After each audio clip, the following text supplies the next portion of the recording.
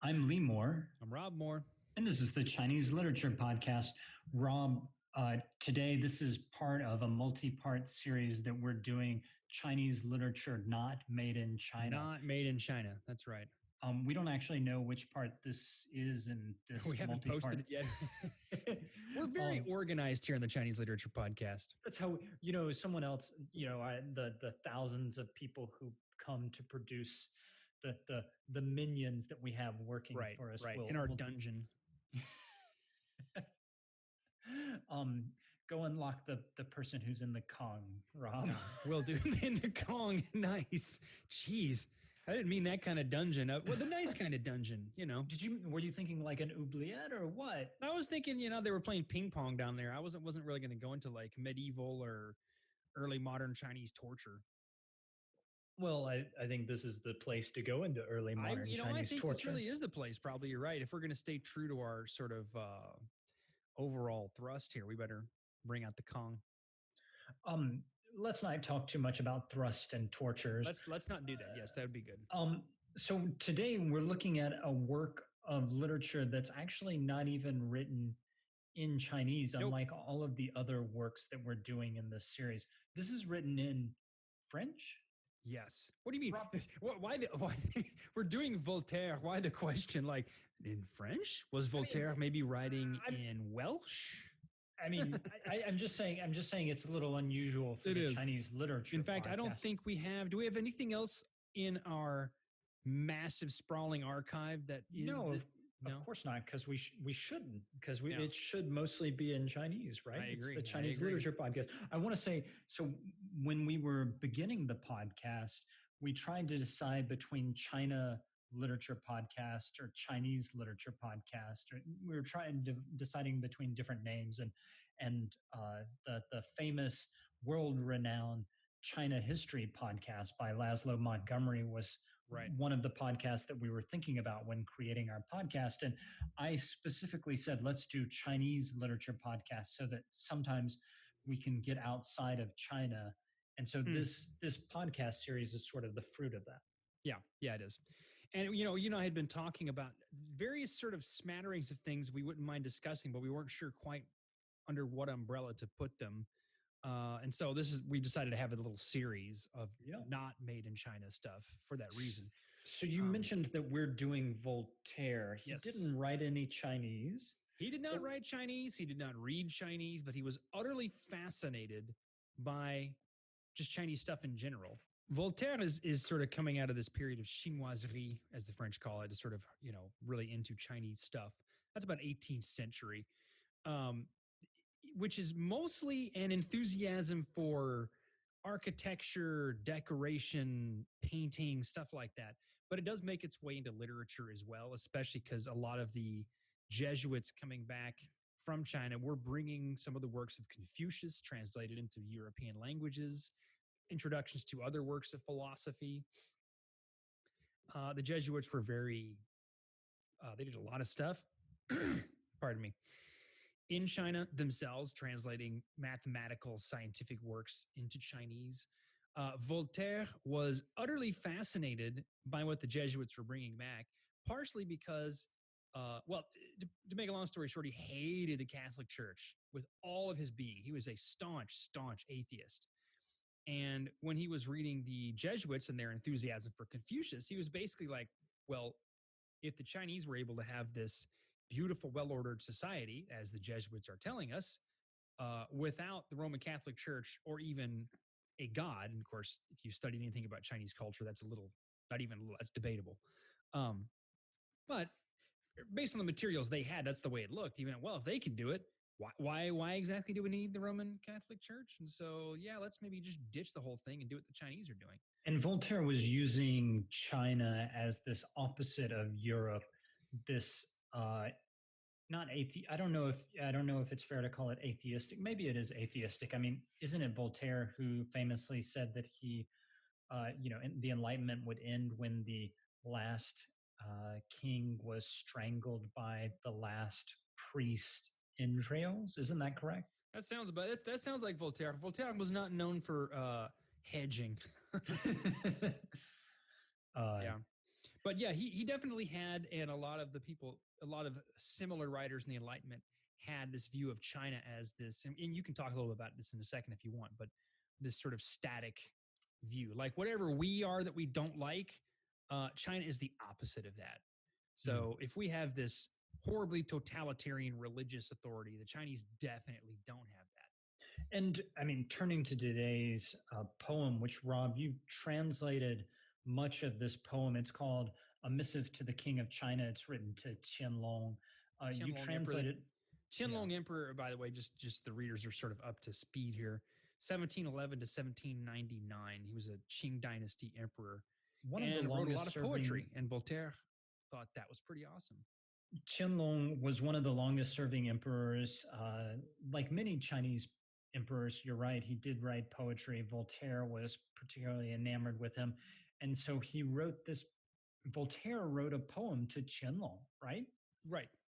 I'm not And actually sure if Qianlong ever got it. I know that I Voltaire, sincerely doubt it. yeah, I do too. I do too. Like, why would the emperor read this thing by a random French dude? Anyway. Yeah, I mean, this is about.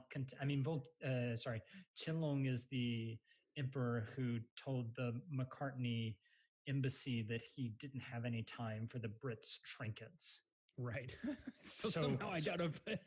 So I doubt a poem written in French made it all the way up to the dragon throne. But maybe I'm just being a bit cynical and skeptical. Yeah. But now the poem itself, you know, you and I both read. I read it in French because I have more culture than you do. Yeah, but even in French, it's not exactly mind blowing. You know, I don't know. That it's really that's a very cultured and French way of saying it's total crap. I don't know if it's total crap. Okay, if we compared this to something like Lei Feng's dump truck poem, which wins, do you think? I still think Lei Feng is more interesting. Wow, you picked Lei Feng over Voltaire. That's impressive. Yeah. Sorry. Man. And just to point out, Rob, so we're going to put your entire translation, which is not the complete poem, but it's the parts that are worthwhile. Right. So, and to qualify what we mean by worthwhile, it's very, very, very long, and I just translated it pretty roughly. I didn't spend days and days on it. So if you're reading and you're like, this sounds kind of clunky, yeah, it does, because I didn't smooth it up or anything.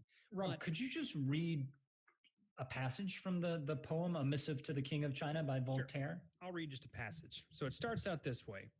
Receive my compliments, charming King of China. Your throne is thus situated on two hills. It is known in the West that despite my faults, I have always loved kings who wrote verse. Even David has at times pleased me, though, speaking honestly, he too often exalts his sad holy city. I'll move on a little bit. Frederick is more artful and better understands his world. He has more variety. Richer blood flows through his veins. He has read Horace and imitates him. And truly, your Chinese majesty should be his equal. I see with pleasure that in our hemisphere, the art of poetry is considered necessary for man, that those who dislike verse are possessed of a dry and heavy spirit. I don't want to sing into the ears of a deaf man. O you who on the throne are embroiled in a heavenly fire, tell me if this grand art of which you are enamored is as difficult in Peking as in Paris. There's a lot more in there. Yeah. You don't have to keep going. Yeah, I know. And most of it is, frankly, kind of not worth reading. But I wanted to move down to one little bit here towards the end. 2 bits. One, he says, trust me. This is him addressing the Qianlong Emperor. Stay in Peking and never come to our country. On the banks of the Yellow River, a people admires you. Your verses will always be a blessing in your empire. And then this is one of the last sections. You will be well received by several great scholars, this is in Europe, who think that in Peking all rulers are atheists, and that the much vaunted company of older times and saying in China an eternal adieu permits you all to renounce God. So I guess a couple of things for me. So we've already made the point that Voltaire is a really crappy poet. I think it's fair to say. And in general, in France, he's regarded, poetry is not regarded as his strong suit. Tell me if I'm right or wrong, Rob. You know, honestly, I'm not entirely sure the conclusion about that. I know his letters and his essays are definitely much more highly regarded. And certainly his novel Candide is considered the height of French culture. but not the height of French culture. I know what you mean. I know what you mean. It's a classic. Yeah. But that said, uh, I I found this to be interesting for the way that it deals with China in this very orientalistic manner. Yeah. Right. Right. Yeah. Like he's having debates over atheism, which is, an important part of the Enlightenment. He doesn't really know that much about China. I mean, at this point, I believe he had read the Jesuit translations of Confucius, uh, but I'm not entirely sure how much else he's read on China. And I mean, a Frenchman in the 18th century who's never been to China acting like he knows that much about China. And it almost seemed kind of like he was addressing the emperor personally, like they were homies. Yeah. Trust me, bud. Trust me, dude. This is not worth it. Never come to our country, dude. Right. And I think your translation did an amazing job of sort of capturing Voltaire's how he's pretending like he knows much more than he actually Well, does. one of the things, and I agree, but one of the things I think is interesting is that I don't know from the poem or from what I've read of Voltaire if he actually even read the Qianlong Emperor's poetry, or if he could, because throughout his little missive, he never says something like, "Hey, I read your poem. It was great." He just says, "Hey, you write poetry. That's awesome." I mean, who knows? The guy could write limericks. I mean, we don't know. Um, There once was all a that man matters from. is, There once was what's Chinese for there once was a man from Nantucket, yeah, Rob? we should figure that one out. We'll put that translation up there too if we can figure it out. All that mattered for Voltaire was two things, and this is one of the reasons why the poem, frankly, is so tedious. It's because he just hammers these points home for like, I don't know, 5 full pages. One, the guy was an atheist, the Qianlong Emperor was, so that's great. And two, he wrote poetry. Wow, like the two together are just perfect, right? Was the poetry good? I don't think Voltaire knew. Um, and this gets us back to this Orientalist idea. Um, was he an atheist? Well, see, this is tricky. What did the Chinese court worship a single monotheistic deity? No. Were there deities? Absolutely. I mean, it's one of the longest running rites in China is the visit to Mount Tai, right? Um, and so the idea that this is someone who doesn't need any sort of religious figure, any sort of deity. That's great. Well, it's a great example of Orientalism because uh, all you really would have had to do is read a few more accounts by the Jesuits to realize, no, they definitely have some version of this. It's just not the same thing. But instead, they sort of smooth that over and go, no, hang on. They don't have God, Yahweh, God. So everything else is just like, that doesn't count. Yeah, it's definitely. I think the main thing that I took away is how Voltaire is projecting what he wants to see from Europe onto China. Sure. What I think is fascinating, though, is when you read gazetteers from China at this point, when they're writing about Taiwan or some other place outside of China that they're exploring, they do the same thing. Oftentimes, not always, but Oh, yeah. oftentimes, the there is this tendency in all of literature. I mean, we call it, because of Said's contribution, we call it Orientalism, but it's really just this kind of projection of otherness that any culture that has power can do to another culture. But there is this tendency to just imagine that that culture is the opposite of whatever you feel is wrong with your own society. And Voltaire is playing that game here. Yeah, absolutely. And, not to put too fine a point on it, but that's just, I think, common across cultures. In fact, I would argue it hasn't really changed that much even with the internet. I listened to a presentation once at Cal Berkeley. I forget why I was even there. Anyway, but I just sat in on a talk, and the guy giving the talk was the subject of the talk was, I think it was like McDonald's in China. And he was making the point that McDonald's has actually had a much bigger impact there than a lot of single brands because it's a gathering space. You're creating a space. Anyway, one of the points that he makes was that the with the internet, the idea was great. Now we're really going to get to know each other. And he said, in the 20 or so years, 25, 30 years since we've had the internet, people really don't know that much more about each other. Can I Maybe ask you? there's more data points, maybe, but not necessarily any better knowledge. Because I think you always take into this encounter your expectation of what it's going to be. And getting rid of that is very, very hard, no matter how well intentioned you are, no matter how well informed you are. It takes, I lived in China a long time, but it still took me several years. Even like the last 2 or 3 years I was there, I still had some lingering sort of these Chinese people thoughts running around my head. It's really hard to get rid of. Hmm. And it's essentially we read this poem now because I think we're going to be entering a period. I don't know when we're releasing this podcast, but we're recording this thing in May of 2020, with the COVID-19 thing hopefully starting to wind down. But we are going to be seeing quite a backlash against China, I think, in the next couple of months. And one of the questions is, how much of this is China? How much of it is some of our own systemic failures? But it's much, much easier to deal with a anti-US. That's what, China often gets a place with no freedom. We have freedom. They don't. We have a long sort of history of philosophy and reason. They don't. Stuff like that. How much of it is due to that, I wonder. So maybe the message that we're trying to get at with this podcast, Rob, if I can break through our inferences and implications, do it, bring it home, is that when we deal with China and when we think about China, we need to deal with it on its own terms and not try and project our hopes and fears onto China as if it's this blank screen, as if it's this anti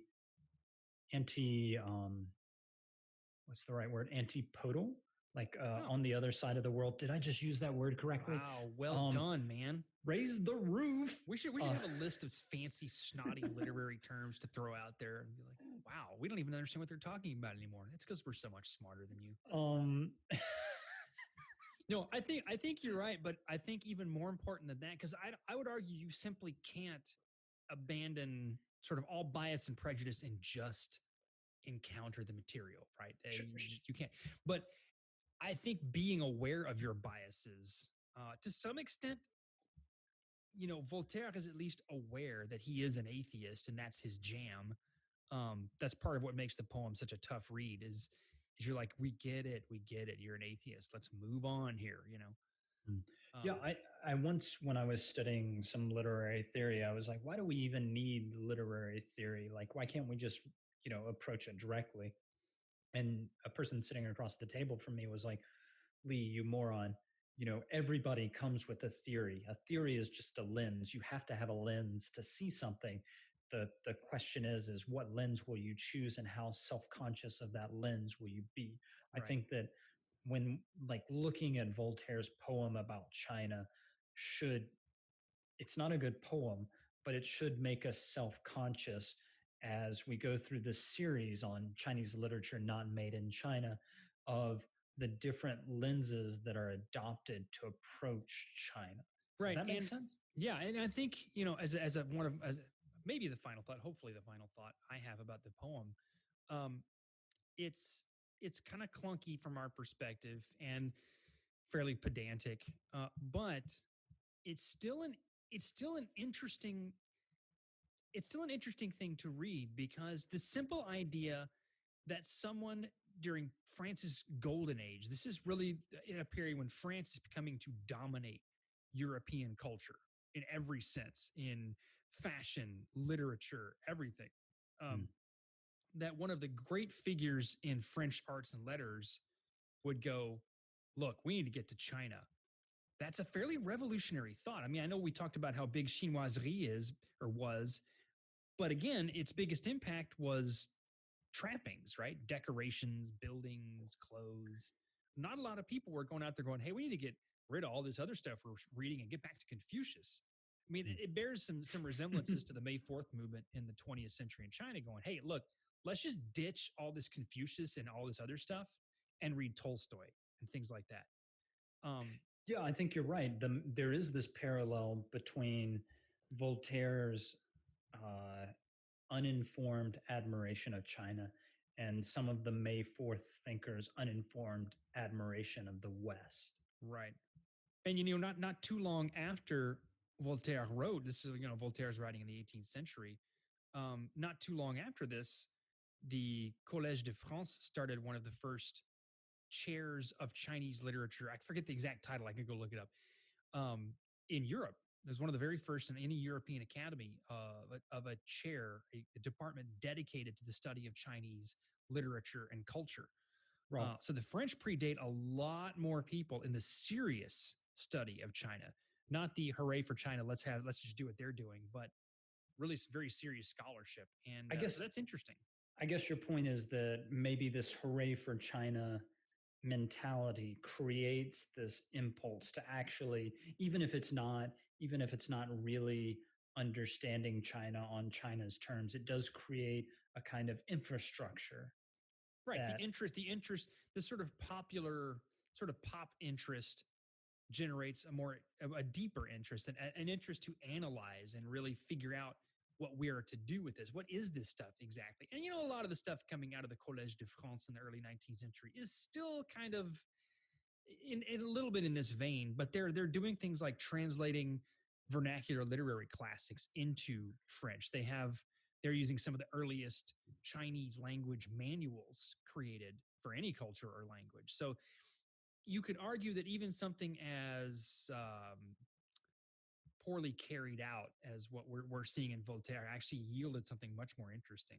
Hey, Rob, Yo, just pop quiz. yo, What is the first college? Where is the first college in Europe to study Chinese seriously, to teach seriously, I Chinese? don't know. I was thinking it was France. Mm-mm. Okay, Sorry.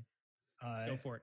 Naples beat France by at least a century, I think. The Okay. Jesuits coming back there. There was a school for Oriental Studies that is still in Naples. Hmm. That the Jesuits were And connected with. The Italians that have the Italian Jesuits were definitely more numerous than the French. So that makes some Yeah, sense.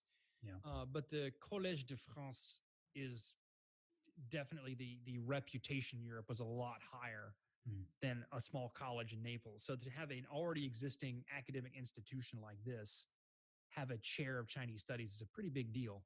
yeah, absolutely. Yep. So as we wrap this up, we're going to put the poem on the website. Please go check it out. It's not a great poem, but it's interesting for thinking about how Westerners have historically approached China. Yeah, And definitely. and I just want to point out Voltaire is not the only person engaging with thinking about China at this period. No way. You have lots of other people who are doing it. Just to point out, the philosopher who I think is much more interesting is Adam Smith. Hmm. He uh, he starts out by admiring China at some points. I believe, I'm not 100% sure of this, but I believe in his theory of moral sentiments. He is much more appreciative of his imaginings of Chinese virtue. And to be clear, Adam Smith is imagining China as much as Voltaire is. Hmm. Um, in The Wealth of Nations, he actually tends to be a bit more negative towards China, if I remember correctly, and he thinks about China in a much more pessimistic fashion. As did Hegel. Hegel had no room Sure. for China. So And I think that you can see this turn away from this admiration of China to this claim that China is just completely total crap in European philosophy. Voltaire being the high point in this veneration of Chinese stuff, and Hegel maybe being the very low point in terms of Europeans thinking about China. hmm. Uh, and it's interesting because it's not that China changes all that much. China does change some over the period, but it's more Europeans who change and Right. Europe's relationship that changes with China. Europe's relationship to itself, and we have to wrap this up, but this is just a final thing that a lot of this negativity towards China occurs when philosophers in particular, after Kant writes his first critique, the critique of pure reason, philosophy in Europe becomes a lot more concerned about itself. What do we do? Who are we as Europeans? What does philosophy mean to us? How do we do it?